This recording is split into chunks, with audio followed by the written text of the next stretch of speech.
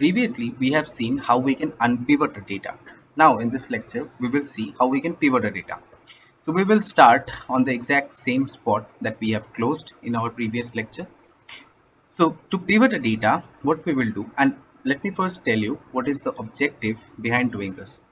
So now we have this data structure. So what we can do, we want this unit sales and the total revenue to be on the column, not on the rows. So what we will do, we will basically select this column and we will go to pivot column option. Now if you click on the pivot column option, here you will see a pop-up.